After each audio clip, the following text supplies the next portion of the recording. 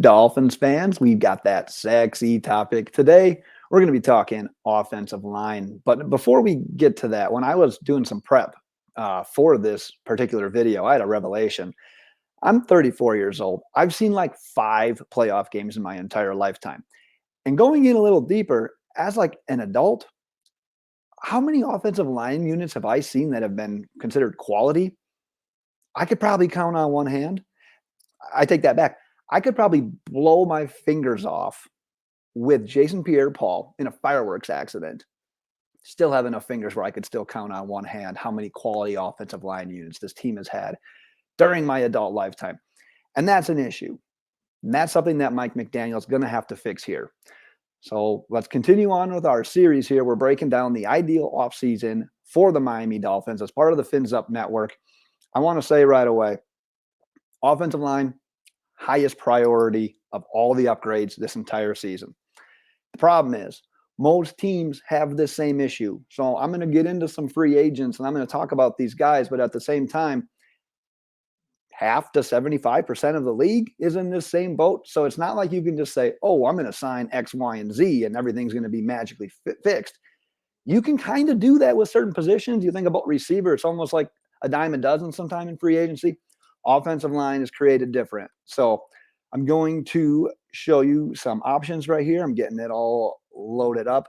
I want to talk first about who was on the 2021 offensive line. And I'm going to go through these names a little quick, but one name that we all need to see gone is this first one right here. It's Jesse Davis. If Mike McDaniel, indeed, as he said he did, watched all the game film from the 2021 season, there's no excuse. He should have set the all-time 40-yard dash record, sprinting to Chris Greer's office and just saying, what the hell were you guys doing last year? Why was he starting? Why is he still on the team? We need to see him go. I'm going to clump a couple of these next guys together. Austin Jackson, Liam Eichenberg, and Solomon Kinley to an extent.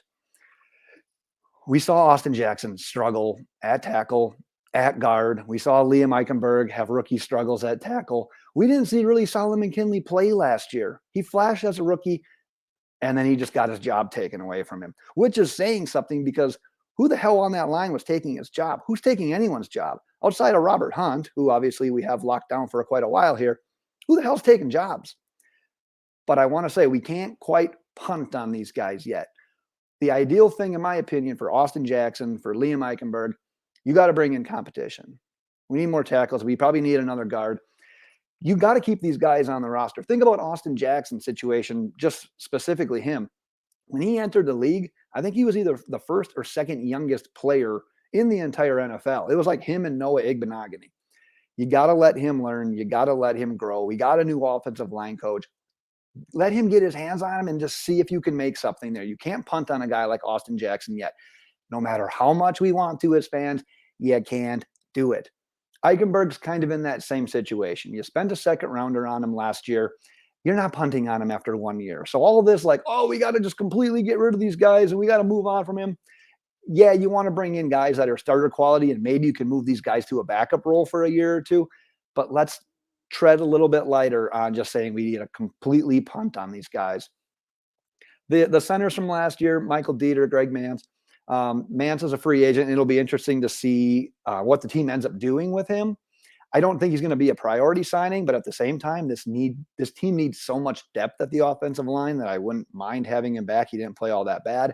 And Michael Dieter was kind of a surprise at center last year. So I'm not opposed to him competing with someone for a job.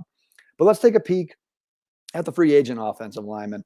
You can obviously see the list there on your screen. There's 4 guys that I want to highlight. Orlando Brown is probably my option number 1. He's going to be super expensive along with all these guys, but Teron Armstead as well. The nice thing about Orlando Brown, he's 25 years old. A guy like this isn't just going to hit free agency and be super cheap. A guy like this isn't going to hit free agency often because his own team is going to want to re-sign him. So him probably being priority number 1. These next 3 guys, Morgan Moses, Brandon Scherf, Laken Tomlinson, are all 30, which isn't terrible for offensive line. I think that's your next step in priority. And I know that the popular name right now amongst Dolphins fans is Laken Tomlinson because of the connection with Mike McDaniel, being with the 49ers, being a good player, obviously being a position of need. We'll see how that goes. So, like I said, it's going to be difficult to sign any of these guys, but man, the Dolphins need to make this a priority.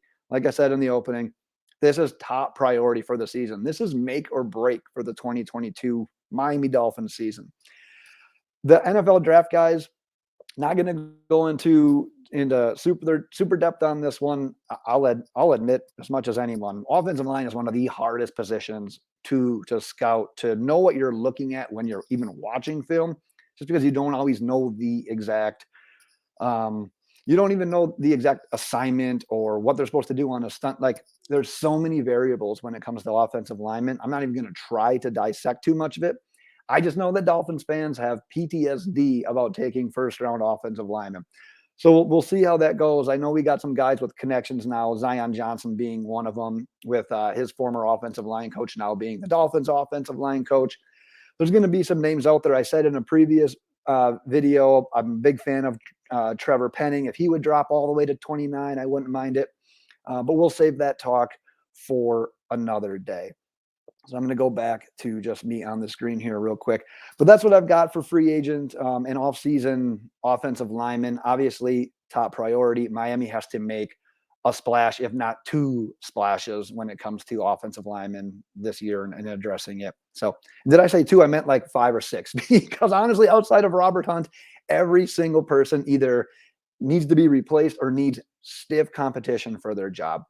So I appreciate your guys's time with the video. Make sure you're subscribing. Tell all your Dolphins friends, and check out all the other position previews that we've done so far as well. But until the next time, we'll see you later.